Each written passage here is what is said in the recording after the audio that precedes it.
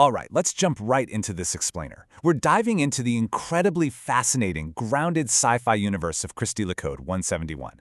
We're looking at a narrative that blends high-stakes cosmic drama with what the source material brilliantly calls soul psi mechanics. So picture this, it's like a boardroom meeting at the absolute edge of the universe, and they are debating the ultimate fate of humanity. You've got two main figures squaring off. First, there's the Savior, who's literally been waiting in the wings for a staggering 2,000 years.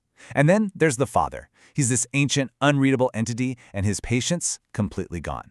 We're going to unpack the secret protocols, the hidden spiritual tech, and this massive game being played for human potential.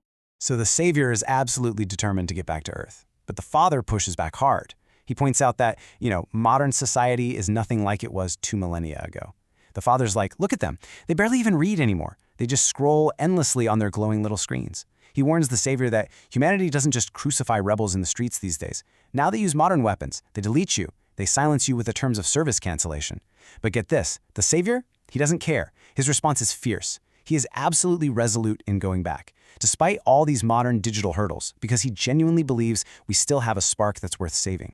Now, the sheer dramatic tension here really hinges on the Father's chilling alternative. It is cold, it's ancient, it's deeply calculating. He looks at our messy, scrolling, chaotic reality and decides, you know what, the best solution is to just wipe the slate completely clean. He has zero interest in saving humanity. He literally wants to hit the erase button and roll out his brand new prototypes. And this is a massive moment in the lore because it sets up the ultimate ticking clock. It's no longer just about teaching us. The Savior now has to actually prove to the Father that the current version of the human soul is still viable. So what does this actually look like? We're presented with two totally opposite visions for Earth. On one side, we have the Father's prototype. Think of it as this chilling, emotionless, perfectly clean experiment. These new humans would just be grown in labs from skin samples, maturing in days. They're genderless, they don't eat, they have no intimacy, and most importantly, they have absolutely zero free will. Their memories? Just stored on implants and backed up to the cloud, so leaders can instantly erase any rebellious behavior. Crazy, right? But on the flip side, we have the Savior's vision. It's a messy, dangerous, but incredibly beautiful plea for our potential. He wants to preserve free will, empower our inner light, and forge conscious spirit warriors. He wants one last shot to make souls great again before the Father unplugs the whole system. Which brings us to the next phase of the plan, the Savior's conditions. No giants, no clones. Okay, so the Savior steps into this heavenly chamber before the Cosmic Council, and he lays out some extremely strict ground rules. The Council, including these entities called Lords Yellow and Blue, are super intrigued by his return, and they offer up some pretty wild strategies. Lord Blue is like, hey, why not return as a 100-foot-tall super being? Bigger than a movie monster so nobody dares touch you. The Savior shuts that down immediately. He says his aura would burn way too bright and literally terrify everyone. Then Lord Yellow suggests cloning, basically taking over 1 million teenage bodies all at once for an instant army. But the Savior refuses that too. He argues that crushing another soul's consciousness completely violates the universal law of free will. And finally, he even declines taking on traditional disciples. He doesn't want followers this time around. He needs actual spirit warriors who consciously choose the path for themselves. That is absolutely crucial here. True spiritual victory demands individual choice. So how does he actually pull this off without breaking those rules? Let's break down the core soul psi mechanic of this entire universe, the Crystic conscious. Since the Savior's own consciousness is now massively expanded, we're talking larger than our entire solar system, forcing all of that into one single human body would just be crushing. It wouldn't work. Instead, he becomes what's called an overconscious, basically a high mind that quietly whispers into the awakened inner guides of many apprentices at the exact same time. It's essentially an interplanetary network connecting right into the human soul. He's not coming back to stand on a stage with a megaphone. He's training people from the inside out, nurturing their inner light until they essentially become saviors themselves. Moving into Section 2, Afterlife Options, the strategy for Earth. Now, this cosmic plan isn't random.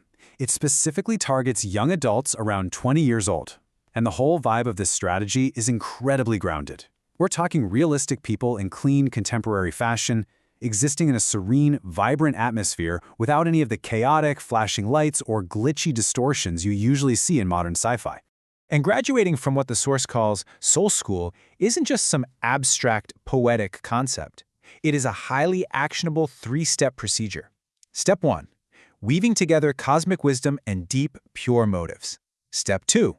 The student actually has to learn how to direct this energy called the holy fire. And step 3, using that exact energy to build a tangible, energetic structure known as the garment of the Lord. It literally turns spiritual philosophy into a practical, applied science for the soul. Let's zoom in on that third step for a second. The garment of the Lord is essentially an outer soul suit of armor. Now, you might be wondering, why on earth do these 20-something mystic warriors even need spiritual armor?